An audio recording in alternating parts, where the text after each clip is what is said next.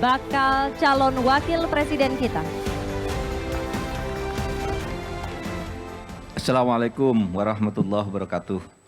Salam sejahtera untuk kita semua, Swastiastu, Namo Buddhaya, salam kebajikan. Mas Ganjar Pranowo dan Ibu Atika serta Ananda Alam, Pak Hasto Kristianto, Sekjen, wah di sebelah sana, Pak Hasto Kristianto, kemudian Pak Arsyad Rashid tadi yang pidato, ganteng orangnya, ketua panitia, ketua pemenangannya. Yang gagah di sebelahnya ini Panglima TNI. Lalu Pak Gatot Edi, mantan Wakapolri, Tuan Guru Bajang, Zainul Majdi, lalu Pak Andi Wijayanto, dan yang paling ujung sana Pak Ahmad Basara yang ini belum kenal nama. Oh Pak ini, Pak Luki, Pak Denot, ya Pak Luki, dan yang lain-lain nih dari pimpinan Sekjen Partai Persatuan Pembangunan, Sekjen Partai Hanora, kemudian Ibu dari anu ya, Perindo, ya, dan yang lain-lain.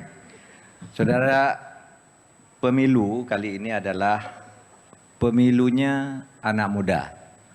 Maka yang banyak yang hadir di sini adalah anak-anak muda yang agak lebih tua seperti saya, Pak Habib Kribo, Pak Saur dan sebagainya untuk membimbing. Yang lain ini banyak yang muda-muda. Pemilih muda sekarang ini jumlahnya terbesar.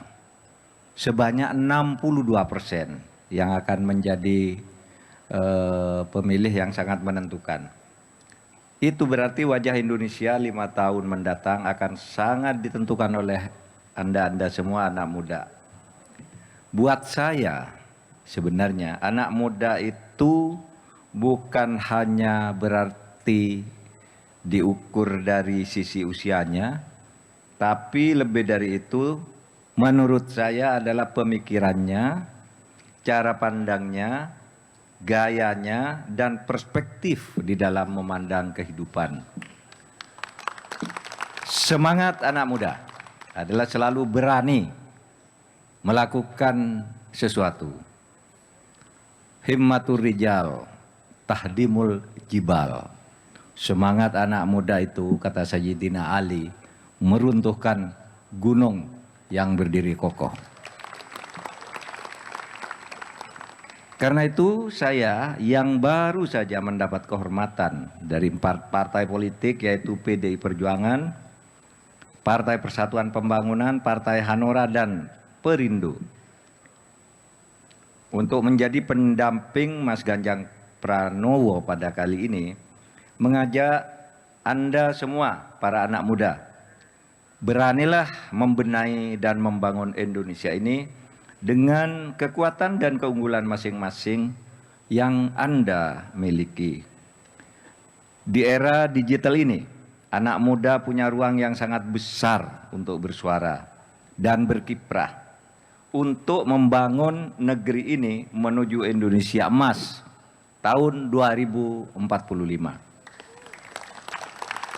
Saudara, Indonesia Emas itu Indonesia yang digambarkan oleh alinea 2 pembukaan Undang-Undang Dasar 45 yang berbunyi, dan pergerakan perjuangan kemerdekaan Indonesia telah sampailah kepada saat yang berbahagia, mengantarkan rakyat Indonesia ke depan pintu gerbang kemerdekaan Indonesia yang merdeka, bersatu, berdaulat, adil, dan makmur.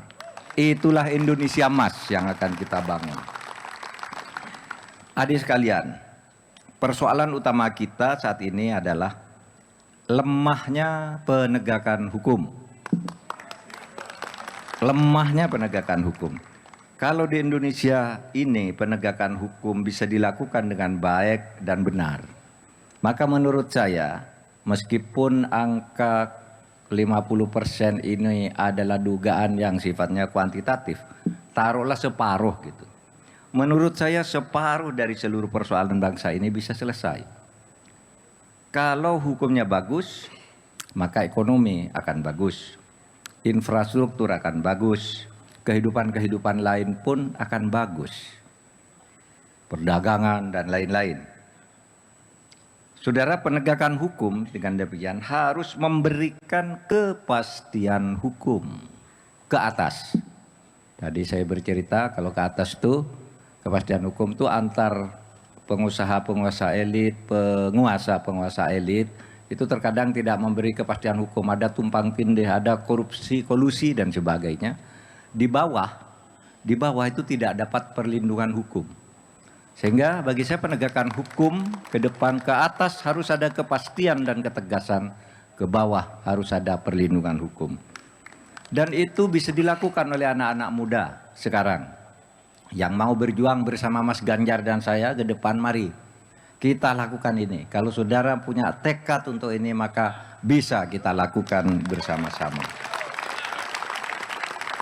Saudara, semangat untuk membersihkan Indonesia dari korupsi, untuk menuju peta jalan Indonesia Emas tahun 2025 dengan bonus demografi dan kondisi geografis Indonesia yang kaya akan sumber daya alam. Saudara, Indonesia ini mempunyai 17.508 pulau. 17.508 pulau. Penduduknya 276 juta. Sangat luas dan sangat besar jumlahnya. Ini kalau kita kelola dengan baik, apalagi dengan sumber daya alam yang luar biasa. Kekayaan alam, laut, hutan, tambang, emas, nikel dan sebagainya. Itu kita miliki semua.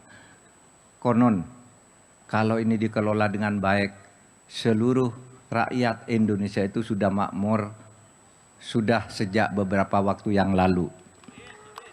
Oleh sebab itu ke depan mari kelola ini dengan baik agar kita betul-betul bisa mengantarkan ke Indonesia Emas tahun 2045.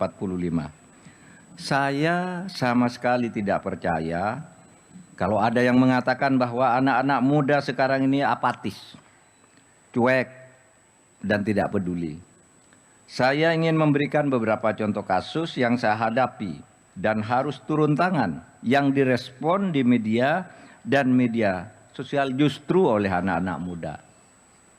Ketika saya mencoba menyelamatkan seorang yang tidak bersalah, namanya Saiful Mahdi, seorang dosen di Aceh, dijatuhi hukuman masuk penjara karena mengeritik institusinya. Saya turun tangan bersama beberapa pejabat di DPR dan lain-lain untuk membebaskan yang bersangkutan. Yang bersangkutan bebas. Dan sesudah bebas, sambutan anak-anak muda luar biasa. Anak-anak muda memberikan semangat dan dorongan untuk penegakan hukum dan keadilan yang seperti itu. Saudara sekalian, pernah juga saya membesahkan seseorang yang dikeroyok oleh begal di Bekasi. Dikeroyok oleh begal di Bekasi, dia kemudian melawan dan membunuh salah satu begal. Tiba-tiba saat itu juga yang bersangkutan ditangkap oleh polisi dan dijadikan tersangka. Saya sampaikan ke Presiden bahwa ini tidak benar menurut hukum. Karena orang membela diri dan membunuh si begal kemudian dihukum. Besoknya anak ini dibebaskan oleh polisi dan justru diberi penghargaan. Dan anak-anak muda memberikan dukungan terhadap sikap dan ketegasan pemerintah yang seperti ini. Saudara, mari akhirnya kita jadikan pemilu kali ini untuk menghasilkan perubahan. Memilih pemimpin yang dianggap bisa melakukan perubahan, apalagi perubahan besar dalam penegakan hukum. Perubahan itu bukan berarti menutup buku. Perubahan itu adalah melanjutkan tahapan-tahapan yang sudah kita capai. Satu, yang bagus kita lanjutkan, yang sudah selesai kita pelihara, yang tidak cocok kita buang lalu kita kembangkan ke arah-arah baru. Karena sebenarnya perubahan itu bisa saja hanya diartikan sebagai pengembangan. Tidak harus dipertentangkan antara perubahan dan kelanjutan. Sama saja sebenarnya semuanya berarti pengembangan. Demikian, selamat, mari berjuang bersama Ganjar dan Mahfud MD untuk menuju tahun 2045 yang sempurna. Assalamualaikum warahmatullahi wabarakatuh. Waalaikumsalam warahmatullahi wabarakatuh.